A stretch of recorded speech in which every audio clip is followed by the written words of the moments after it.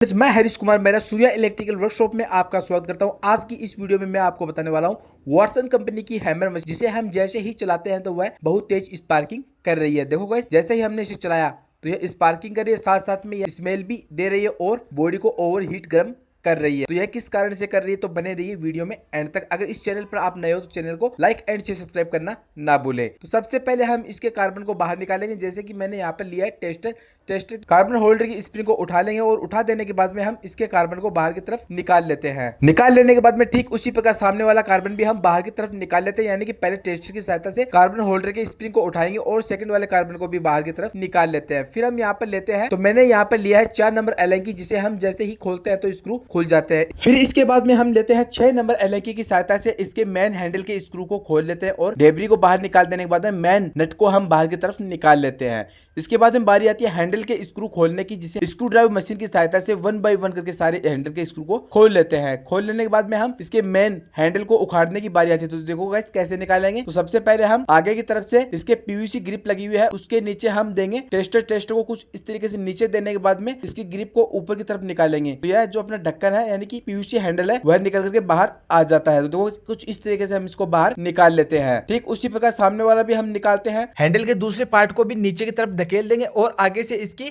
Tester की सहायता से ग्रिप को उतार लेंगे। उतार देने के बाद में कुछ इस तरीके से हैंडल को अलग कर देंगे। अलग कर देने के बाद में हम बॉडी हाउस हल्का सा घूम जाता है और जिसे हम एलेंकी की सहायता से नीचे की तरफ धकेलेंगे तो जो अपना बॉडी हाउस है वह नीचे की तरफ धकेल करके बाहर आ जाता है। फिर हम इसके बाद में आर्मेचर और गियर प्लेट को बाहर की तरफ निकाल लेते हैं। इसके बाद में हम देखते हैं कि गियर प्लेट के बीच में छोटी सी शाफ्ट लगी हुई है, उसका हम स्पेशल ध्यान रखेंगे। फिर इसके बाद आर्मेचर से गियर प्लेट को कुछ इस तरीके से अलग कर देते हैं। तो देखो गाइस, ये कुछ इस तरीके से अलग कर देने के बाद में हम फिर इसके बाद में बारी आती है नीचे का बेरिंग निकालने की। तो हम यहाँ पर ले लेते हैं बेरिंग पुलर वाई टाइप, फिर उसे हम बेरिंग पर लगा देते हैं और बेरिंग निकाल लेते हैं। इसके बाद में वाशर होता है हल्का सा छोटा सा, वह भी हम साइड में कर लेते हैं क्योंकि अगले वाले आर्मेचर पे हम लगाना है। फिर इसके बाद में हम ले लेते हैं यहाँ पर न्यू आर्मी। पार्ट 2 के लिए वीडियो को follow like and share subscribe ना भूलें।